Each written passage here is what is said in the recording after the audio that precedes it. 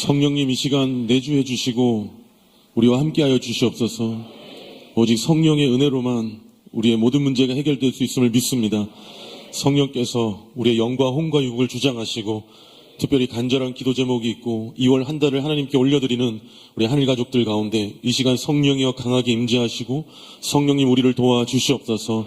말씀 가운데 성령이 역사하셔서 들을 귀가 되게 하시고 마음으로 받게 하시고 영이 살아나는 역사를 일으켜 주시옵소서.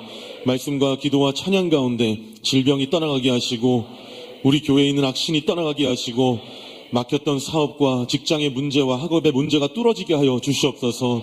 오늘도 저희를 불쌍히 여기시고 연약한 자 위에 강함 되시는 예수 그리스도의 이름으로 기도합니다. 아멘. 오늘 말씀은 고린도전서 12장 3절에서 6절까지 말씀입니다. 고린도전서 12장 3절부터 6절까지 말씀을 다 같이 합독하시겠습니다. 그러므로 내가 너희에게 알리노니 하나님의 영으로 말하는 자는 누구든지 예수를 저주할 자라 하지 아니하고 또 성령으로 하지 않고는 누구든지 예수를 주시라 할 수 없느니라. 은사는 여러 가지나 성령은 같고 직분은 여러 가지나 주는 같으며 또 사역은 여러 가지나 모든 것을 모든 사람 가운데서 이루시는 하나님은 같으니. 아멘. 할렐루야. 이 시간에 성령님께서 내주하고 계십니다. 여러분, 왜 예수를 믿으시고 이 교회에 나오십니까? 우리가 다른 종교들과 다른 점은 살아계신 하나님을 믿는 거예요. 다른 종교들은 자기의 신에게 빌어서 감동시켜서 신의 마음을 바꾸는 것인데 우리 기독교는 우리가 바뀌는 겁니다. 하나님은 완벽하시고 하나님은 온전하시고 하나님은 영원하신 분이기 때문에 실수 많고 유한하고 부족한 우리가 바뀌지 않는 이상 답은 없는 것입니다. 여러분, 저는 저희 교회가 긍휼 사역도 하고 교육도 너무 잘하고 여러 가지 장점이 전면에 드러나 있어요. 그러나 그 뒤에는 성령 사역이 있기 때문인 줄로 믿습니다. 기도하는 교회고 성령의 불이 있는 교회이기 때문에 이 모든 것들이 가능한 거예요. 많은 교회들이, 많은 사람들이 우리 교회를 보면서 겉으로 보이는 것들을 열심히 했다고 생각하지만 그것도 맞습니다. 그러나 그것이 열심만으로 되지 않아요. 오직 기도와 성령의 은혜만으로만 가능한 것인 줄 믿습니다. 앞으로 다가오는 이 마지막 때는 정말 어려운 시대일 거라고 다 짐작합니다. 지금도 어려운데 지금보다 더 어려운 시대가 올 거예요. 그러나 그 어려운 시대를 예수님의 십자가로 죽음으로 부활로 다 이겨놓으셨습니다. 요즘에 말세다 하면서 정치적, 경제적, 세계적으로 여러 가지 뉴스를 보면 걱정되는 게 많은데 우리는 걱정할 필요 없습니다. 여기도 따라가지 말고 저기도 따라가지 마세요. 예수님이 다 이겨놓으셨어요. 하나님이 사랑하는 자녀는 이미 보호할 모든 것들을 만들어 놓으셨어요. 누구 편 저기 편도 필요 없습니다. 예수 편에 서시는 거예요. 우리 교회에 하나님께서 앞으로 더 큰 성령의 은혜를 주셔야만 하고요. 성령님께서 주실 줄로 믿습니다. 그래서 2월 첫날을 하나님께 드리는 여러분에게 성령에 대해서 함께 나누고 싶어서 오늘 이 성령에 대한 말씀을 정했습니다. 여러분, 저희는 하나님께서 창세기에 하나님의 형상으로 만드셨어요. 하나님의 형상. 이 형상은 마치 주부가 고무장갑에 손을 끼는 것과 똑같습니다. 추운 겨울에 이 장갑에다 손을 넣잖아요. 이 손가락 모양으로 되어 있는 장갑에다가 내 손을 낍니다. 그래야지만 그 장갑이 유용해져요. 그리고 딱 맞아요. 우리는 그렇게 만들어졌습니다. 성령님이 들어오실 수 있는 만큼의 공간이 있고요. 그분이 들어오셔서 작동을 하시고 역사를 하시고 일을 하셔야지만 우리는 필요한 존재가 되는 거예요. 가치 있는 존재가 되는 거예요. 그래서 우리의 신앙생활은, 우리 신앙인의 성숙이라는 것은 얼마나 독립을 잘하고 자립을 잘하게 만드느냐가 아닙니다. 우리가 아이를 키우면 이 땅에서는 하루빨리 독립할 수 있는 존재로 만드는 게 그 아이를 성숙하게 만드는 거죠. 그러나 신앙인은 완전히 반대입니다. 하나님으로부터 독립하면 안 돼요. 자립하면 안 됩니다. 성령님께 더 의존적이어야 되고 더 의지해야 돼요. 더 아이처럼 때를 쓰고 붙들고 가야 되는 거예요. 그런데 우리의 신앙을 보면 성령을 받기 전 사람들은 그렇습니다. 자꾸 자립하려고 해요. 기도하고 돌아가면 일주일 동안 자립하고 예배 때 은혜 받고 돌아가서 독립하고 하나님은 없는 것처럼 성령님은 역사하지 않는 것처럼 하나님 가만히 계셔도 됩니다. 제가 할게요. 성령님 저 이제 잘할 수 있어요. 그러니까 조금만 기다려주세요. 하면서 자꾸 자립하고 독립하려고 하는데 그거는 절대로 옳은 신앙이 아닙니다. 그러니 우리 신앙생활하는 가운데 나를 보거나 타인을 볼 때 더 주님께 의지하는 자가 되시기를 주의 이름으로 축원합니다. 하나님께서는 우리 믿는 자들에게 성령을 주시기 원하시거든요. 이 성령을 주시기 원하시는데 우리 인간이 잘 받기 싫어해요.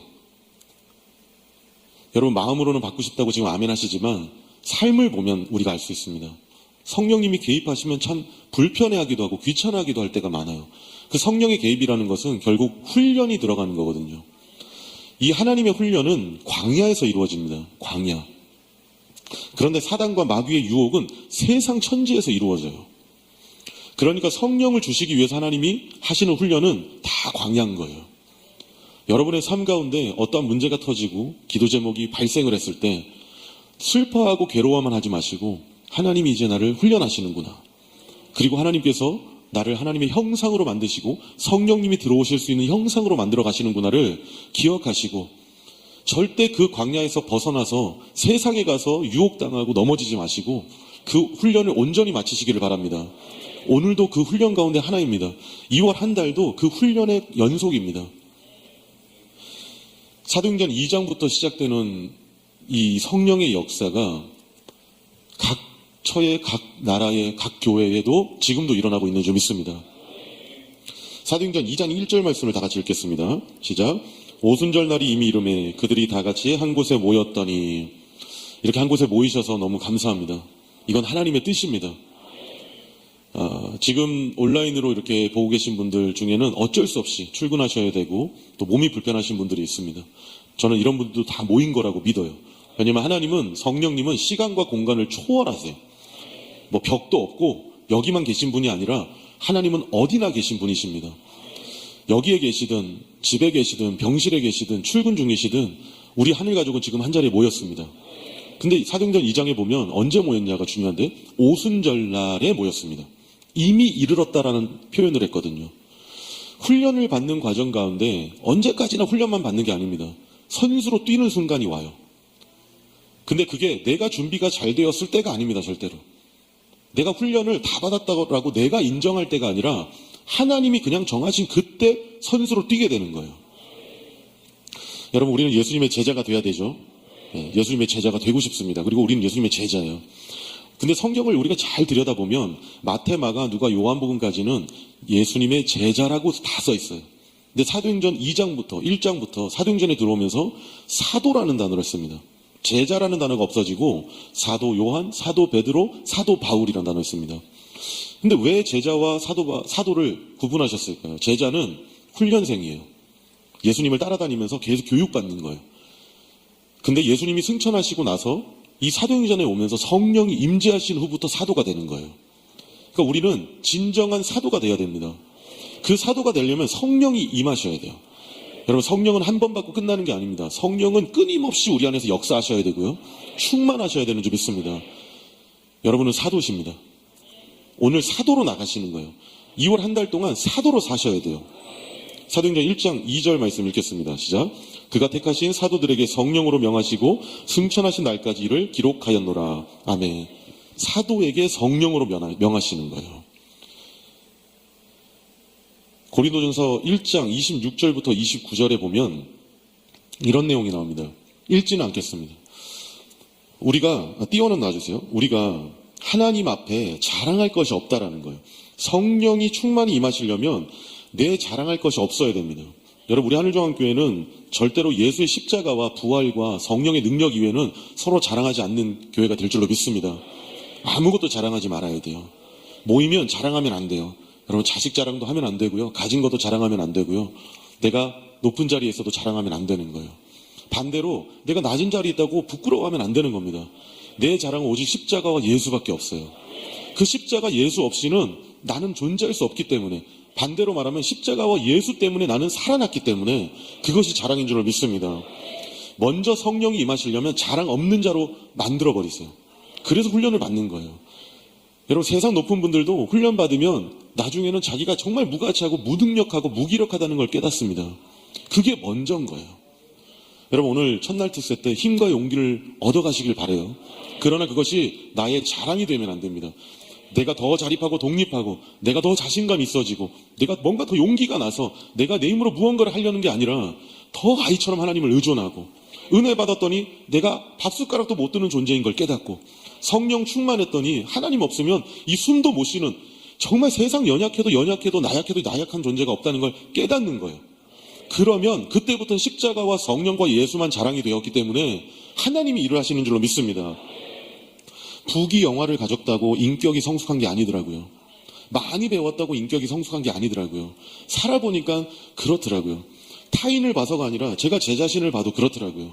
공부를 더하고 경험을 더해도 인격이 성숙해지지 않아요. 예수님이 내 안에 오셔야 그분의 인격이 내 것이 됩니다. 성령이 내 안에 오셔야 그분의 인격이 내 것이 되는 거예요. 온유하고 겸손하고 화평하고 인내하는 이 예수님의 성품이 여러분의 것이 되려면 내가 하나님을 더 의존해야 되고 내가 내 자랑을 하지 않아야 되는 줄로 믿습니다. 결국에는 예수님의 형상을 이루어가는 것이 성령이 오신 이유예요. 성령을 받는 이유는 예수님이 들어오실 만한 공간으로 형상화되어져 가는 것이 성령의 목적인 줄 믿습니다. 여러분, 그러니 오늘 찬양하고 기도하시고 이번 한 달 동안 사시면서 오직 성령을 모실 수 있는 공간을 만들어드리기를 주 이름으로 축원합니다. 디모데후서 3장 16절 말씀을 다 같이 읽겠습니다. 성경은 하나님의 감동으로 된 것으로 교훈과 책망과 바르게 함과 의로 교육하기에 유익하니. 아멘. 이 성경이 무엇으로 되었다고요? 하나님의 감동으로 되었다고 했어요. 이 하나님의 감동하면 한국말로는 하나님이 와 너무 좋다 이렇게 해서 써졌다는 얘기잖아요. 근데 그런 게 아니라 이 하나님의 감동이라는 건 헬라어로 데오 푸니스토스라고 합니다. 데오 푸니스토스. 데오는 하나님이란 뜻이에요. 그리고 푸니스토스는 숨결이란 뜻입니다. 이 숨결은 푸뉴마에서 성령을 뜻하는 거예요. 성경은 하나님의 숨결, 그 성령을 통해 쓰여졌다는 것입니다. 그러니까 이 성경에다가 성령을 넣으셨다는 거예요. 성령이 계시다라는 거예요. 근데 숨결이라고 표현했죠. 창세기에 이런 내용이 떠오르시죠. 아담을 만들어 놓으시고 진흙을 만들어 놓으시고 거기에다가 죽어있는 존재에게 후 하고 부르셨어요. 그 단어와 똑같은 성령이십니다. 근데 우리가 성경을 읽고 공부를 많이 하죠. 신학 박사들이 공부합니다. 그러나 이 성경에 들어가 있는, 곁들여져 있는 성령의 숨결이 나와 상관없는 숨결일 때는 나는 하나도 안 변해요. 그래서 신학 박사들 중에 안티크리스찬이 되는 분들이 많습니다. 성경을 난도질하면서 비판하는 분들도 많아요. 그 이유가 뭐냐? 여기에 들어간 성령이 결국 내 안에 들어오셔야 되는 거예요. 그러니까 성경에도 성령의 숨결이 있지만 결국에 성령이 가시려는 목적지는 내 안인 거예요. 이건 도구입니다. 성경은 도구예요. 성경을 통해서 전가되어 내 안에 성령이 들어오시려는 거예요. 그러니 우리의 말씀을 듣는 모든 목적은 성령을 받으려고 해야 되는 겁니다. 우리 두 손을 가슴에 이렇게 얹어보실까요? 그리고 이렇게 간절하게 진심으로 요청해 보세요. 하나님, 성령을 내 안에 충만히 주시옵소서. 성령을 내 안에 충만히 주시옵소서. 아멘. 기도하면 상황이 바뀝니다. 그러나 상황을 안 바꾸셔도 나를 바꾸세요. 내가 그 산을 옮길 만한 사람으로 바꾸시고 내가 그 파도에 두려워하지 않을 존재로 만드시고 정말 당신 이제 6개월밖에 남지 않았습니다라는 소식을 들어도 흔들리지 않고 천국을 소망할 수 있는 내 영원한 아버지 집을 기다릴 수 있는 사람으로 변화시켜 주시는 것, 이게 진정한 하나님의 마음인 줄로 믿습니다. 여러분, 예수를 믿으시면서 예수 하지 않으시면 우린 답이 없어요. 세상과 똑같은 꿈을 가지시면 안 되는 거예요. 세상 사람이 꾸는 똑같은 비전을 가지면 안 되는 거예요. 오늘도 우리의 자녀들이 나왔는데, 다음 세대가 나왔는데 하나님이 주시는 꿈을 꾸기를 바랍니다. 정말 이 자리를 계속 메꾸는 이 아이들 하나님께서 쓰실 줄 믿습니다. 하나님이 쓰시는 분들 보면 거의 성전에서 하나님이 만나주시고 예배 가운데 만나주시는 거예요. 여기가 답인 거예요. 그러니 우리 부모님들 자녀 데리고 나오실 때 여기에 졸고 있어도 상관없습니다. 인식한다고, 깨달았고 이해한다고 믿어지는 게 아니라 하나님 존재 안으로 들어와 있고 성령이 그 아이에게 들어가면 그건 변화되는 줄로 믿습니다. 그래서 이 자리에 나온 우리 아이들에게 격려의 박수 한번 부탁드릴게요. 이 아이들이 쓰임 받을 때, 정말 크게 쓰임 받을 때 우리가 다 살아있으시길 바랍니다. 건강하시길 바랍니다. 아멘. 사도행전 4장 4절 말씀을 다 같이 읽겠습니다. 시작. 그들이 다 성령의 충만함을 받고 성령이 말하게 하심을 따라 다른 언어들로 말하기를 시작하니라. 아멘. 이제 훈련을 통해서 조그만 크고 작은 고난을 통해서 내가 정말 부질없고 연약하고 내가 자랑할 게 없는 존재라고 만드신 사람에게는 하나님이 그때부터 본격적으로 성령의 일을 하시는데, 사도행전 4장 4절에 보면 그들이 다 성령의 충만함을 받았다고 했어요. 여러분, 우리 안에 성령의 충만이 들어와 계신 줄 믿습니다.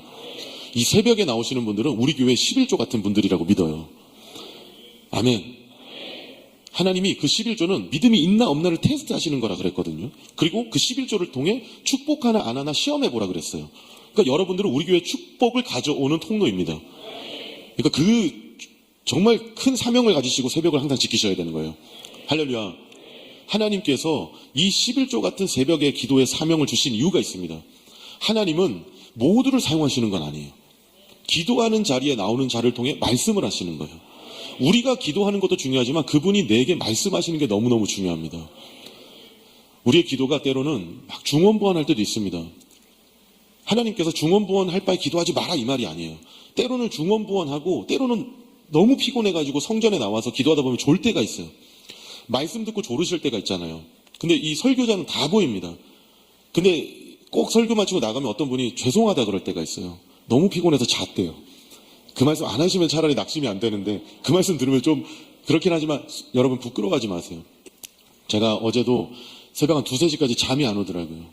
참 너무 이 자리가 감사한데 부담이 되고 정말 성령을 의지할 수밖에 없어서 그냥 계속 기도하고 성경 읽고 찬양 듣고 하다 보니까 그냥 이렇게 제가 좀 눈이 부었잖아요. 밤을 그냥 거의 꼴딱 새다시피 했는데 여러분 제가 설교하다 제가 졸 수도 있어요. 제가 피곤해서. 여러분 주님 안에 들어와서 내가 무엇을 잘하느냐, 이해를 얼마나 했느냐, 내가 얼마나 잘하느냐는 그렇게 중요하지 않습니다. 그거 안 되는 거 하나님이 알아요. 그거 못하는 거 알기 때문에 아들을 버리셨고 아들을 죽이셨고 피값을 쓰셨고 그리고 부활시키셔서 이제 더 안 되니까 또 성령까지 보내시고 하나님이 그렇게 하시는 거잖아요. 이 말은 뭐냐? 우리가 포기하자 이게 아니라 내가 너무너무 연약해질수록 하나님은 더 위대해지신다는 거예요. 졸고 있어도 하나님은 역사하십니다. 실패한 자리에서 실망하고 우울해 있어도 하나님은 역사하시는 줄 믿습니다. 그러니 내 의지로 일어나자가 아니라 하나님의 성령의 능력으로 일어나자.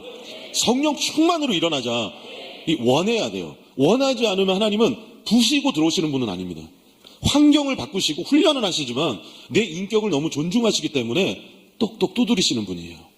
환경을 통해서 내가 깨닫고 내 마음의 문을 열기를 기다려주시는 분이에요. 우리 하나님의 인품은 인내가 있기 때문에 끊임없이 기다려주십니다. 근데 때가 됐는데 너무 조급하시면 그때는 하나님이 역사하시는 거예요. 여러분 오늘 하나님께서 여러분의 마음에 똑똑 녹록할 때 여러분 마음의 문을 활짝 여세요. 그리고 성령님이 충만하게 들어오실 수 있도록 여러분 마음을 여시기만 하면 되는 줄 믿습니다. 창세기 11장에 보면은 바벨탑 사건이 나옵니다. 근데 이 바벨탑 사건은 하나님을 대항하기 위해서 더 높은 곳으로 빌딩을 지어서 자기들이 절대로 흩어지지 않고 하나 되고 싶어서 했던 거예요. 여러분 얼핏 보면 너무 좋은 것 같죠. 얼핏 보면 교회가 하나 됩시다 하면 너무 좋은 것 같죠. 얼핏 보면 나라가 민족이 하나 됩시다 하면 겉으로 쓰여지는 그 문구는 너무 좋은 말 같지만 이건 완전히 하나님을 반역하는 죄악입니다. 바벨탑 사건 때 하나님께서 내려와서 보셨다 그랬어요. 11장에 보면 내려오셨어요. 그리고 보니까 자신을 대항하기 위해서 하나 되는 거예요. 그때 하나님이 쓰신 방법이 하나가 있는데 바로 언어와 말을 흩으셨어요. 말이 안 통하면 이제 빌딩을 못 지으니까요. 그리고 나서 언어가 다 흩어졌습니다. 이제 말이 안 통하니까 하나가 못 되는 거예요. 여러분 하나가 되지 못하면 힘은 없는 거거든요. 그런데 사도행전에 와서 2장에 와서 이런 일이 일어나는 거예요. 방금 읽었던 것처럼 성령의 말하게 하심을 따라 다른 언어들로 방언 말함을 했다 그랬어요. 언어가 통일이 됐다라는 거예요. 바벨탑 사건 창세기 11장에는 인간들끼리 하나 되자고 했을 때는 죄악이 되었는데 성령이 오셔서 하나 되자 말도 없는데 하나 되기 시작하니까 역사가 일어나는 거예요. 여러분 이 말이라는 건 꼭 한국말을 한다고 통하는 건 아니더라고요. 성령이 오셔서 마음과 마음이 통해야 말이 통해요. 같이 앉아서 1시간을 얘기해도 말이 안 통하는 사람이 있습니다. 여러분 목장님들 교구장님들 속도원 분들 중에 그런 분 있죠. 그래서 막 속이 터지실 때가 있죠. 막 성도님들과 일하다 보면 속이 터지실 때가 있죠. 그게 안 통하는 거거든요. 그게 흩어진 거예요. 그러나 성령이 그분과 나 사이에 오시면 우리가 영어로 말하고 일본말로 말해도 통하는 거라는 거죠. 여러분 우리 교회가 하나 될 겁니다. 더 하나 될 겁니다. 앞으로 더 하나 돼서 하나님의 영광을 높여드릴 겁니다. 그러기 위해선 우리가 서로 문화를 맞추고 세대를 맞추는 노력만이 아니라 성령이 우리 사람 사이에 성도 사이에 임재하셔야지만 하나 될 수 있는 줄 믿습니다. 나라와 민족이 하나 되려면 성령이 임재하셔야 되는 거예요. 이 바벨이라는 단어는 섞이다라 뒤섞이다라는 뜻이에요. 완전히 죄악이 뒤섞이니까 하나님을 대항하게 된 거예요. 자, 그러면 하나님의 신이 수면 위에 운행하시면서 질서를 만들어 놓으셨는데 창세기에 혼돈됐고 혼잡했던 세상에 성령이 오시니까 역사가 일어나는 거예요. 그런데 성령께서 그걸 다 흩으셨다는 거예요. 처음에 창세기 때. 하나 되지 못하도록. 그러니까 때로는 우리가 가정 안에서, 교회 안에서, 속회 안에서, 모임 안에서 하나 되지 못할 때도 있습니다. 아무리 노력을 해도 안 될 때가 있는데 저는 믿습니다. 그것마저도 하나님의 역사예요. 왜죠? 내가 했더니 안 되는구나. 이거 내 힘으로 안 되는구나. 내가 밥을 많이 사주고 매일 커피를 마시고 매일 모여도 하나가 안 되는구나. 깨닫고 나는 자랑할 것이 없어지고 예수의 성령의 능력을 통해 하나 되게 하시려는 하나님의 전조인 줄 믿습니다. 여러분, 하나님과 우리는 신과 종이었어요. 사실은 왕과 백성이었습니다. 근데 하나님과 나 사이에 예수가 개입되면서부터 아버지시고 아들이 되는 거예요. 아버지시고 자녀가 되는 거예요. 여러분, 오늘 하나님과 우리 사이에 성령과 예수만 계셔야 될 줄로 믿습니다. 여러분, 날마다 크리스찬은 죽어야 돼요. 고린도전서 15장 31절 말씀을 읽겠습니다. 시작. 형제들아, 내가 그리스도 예수 가진 바 너희에 대한 나의 자랑을 두고 단언하노니 나는 날마다 죽노라. 아멘. 매일 죽으면 매일 부활을 경험하는 거예요. 죽음은 부활을 전제하고 있습니다. 광야 들어가면 가나안으로 간다 그랬죠. 들어가면 결과는 가나안인 거예요. 마찬가지로 내가 날마다 죽으면 날마다 부활이 오는 거예요. 바울이 이렇게 얘기했습니다. 나는 날마다 죽노라. 자기가 죽으니까 뭘 깨달았냐면 그 앞에 예수가 그리스도이신 것을 깨달은 거예요.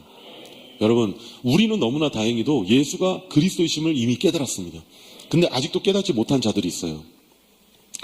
제가 이렇게 목회를 조금 해보면, 어릴 때부터, 전도살 때부터 해보면 그게 아동부든 중등부든 고등부든 청년부든 장년부든 하나 되지 못할 때가 있어요. 근데 그때 잘 들여다보면 뭐가 통일이 안 돼 있냐면 구원론이 통일이 안 되어 있어요. 어떤 성도님들은 장로교에서 오래 사셔서 예정론을 완전히 그 예정설만 믿으세요. 그래서 인간의 노력은 다 필요 없다 이렇게 말씀하시는 성도님도 많습니다. 어떤 분들은 인간이 노력해야 한다. 이 노력, 인간의 실행을 너무 강조하는 분들이 있어요. 이 두 분은 완전히 다른 신앙생활을 하게 되어져 있습니다. 성격이 다른 것 같고 문화가 다른 것 같지만 그게 아닙니다. 모든 인간은 성령에 의해서 움직이고 하나님이 신이 임재한 분이기 때문에 결국에는 구원에 대한 구원론이 통일돼야 돼요. 예정론만 믿으시는 분들은 전도 나갈 필요가 없다는 거예요. 자꾸 전도대 나가자 그러면 안 나가죠. 그 우리가 나갈 필요 있나? 인간의 노력이 필요 있나? 근데 너무 실행과 행동만 강조하는 분들은 기도 하나도 안 합니다. 예배보다 더 주방일이 중요하고 주차 봉사가 중요하고 전도 뛰어나가는 게 중요한 거예요. 여러분, 이게 하나로 돼야 돼요. 우리 하늘주왕교회 모든 구원론이 하나가 되기를 바랍니다. 성령님께서 하나 되게 하실 줄로 믿습니다. 우리 옆에 분들에게 이렇게 인사합시다. 당신과 나의 구원은 하나입니다. 마지막으로 말씀드립니다. 여러분, 성령이 임재하시니까 결국에는 은사가 나타나요.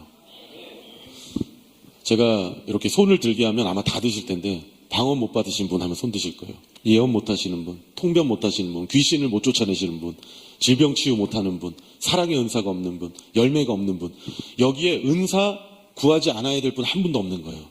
결국에는 우리 인간은 다 체험하고 느껴야지만 무언가를 할 수 있습니다.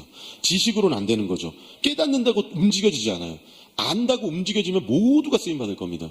결국에는 성령께서 오셔서 은사라는 건 성령이 계시는구나를 느끼게 해주는 거거든요. 믿어지게 해주시는 거지 그 은사 자체가 중요하진 않아요. 여러분, 저는 특별히 2월 첫날 특세 나온 여러분들은 성령의 은사를 받으실 줄로 믿습니다. 끊임없이 구하셨으면 좋겠어요. 끊임없이 은사를 구하세요. 고린도전서 12장에 나오는 모든 은사를 구하시기 바랍니다. 그런데 은사만 추구하다 보면 결국 넘어집니다. 결국에는 성령님과 함께 동행하고 대화하는 게 중요해요. 여러분, 성령님이 하시는 말씀을 오늘 들어보시기 바랍니다.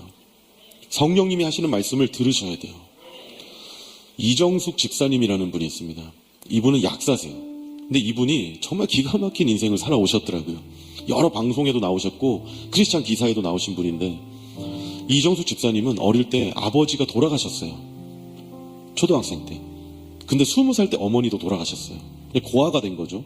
외동이었는데 너무너무 이 사랑에 대한 결핍이 컸던 거예요. 근데 공부를 열심히 했어요. 너무 외롭다 보니까 내가 성공해야겠다는 마음 가지고 약사가 되셨어요. 그런데 이 이정숙 집사님이 정말 좋은 남편을 만나신 거예요. 그 남편이 얼마나 사랑해 주는지 몰라요. 그러니까 그동안 있었던 애정 결핍에 대한 그것이 남편의 사랑으로 다 채워진 거예요. 여러분, 우리 남편 되시는 분들, 아내는 그렇습니다. 남편이 이렇게 사랑해 주면 세상 일주일 동안 힘들었어도 다 치유받는 거예요. 여러분, 오늘 우리가 성령 받고 은혜 받아서 뭐 하실 거예요? 아내를 사랑해 주시기 바랍니다. 아멘 하세요, 남편분들. 아멘. 아내를 더 사랑해 주세요.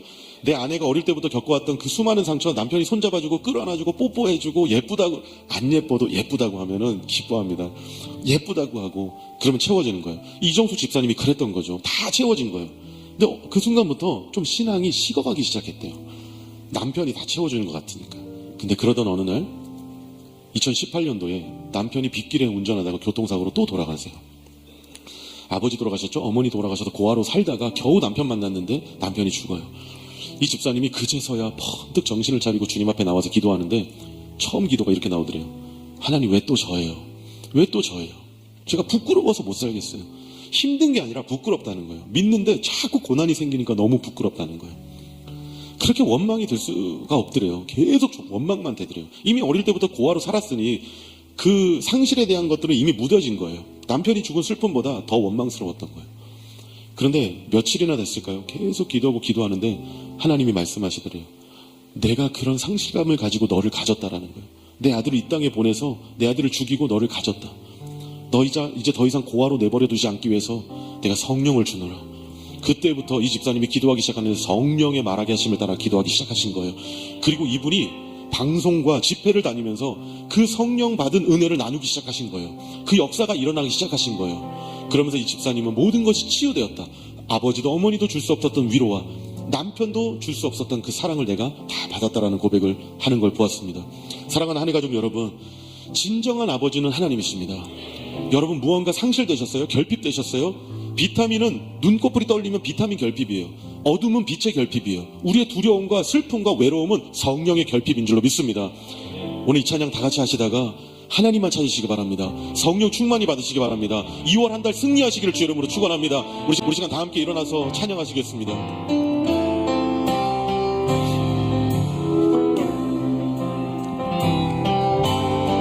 허무한 시절 지날 때, 깊은 한숨 내쉴 때, 그런 풍경 보시며 탄식하는 분 있네.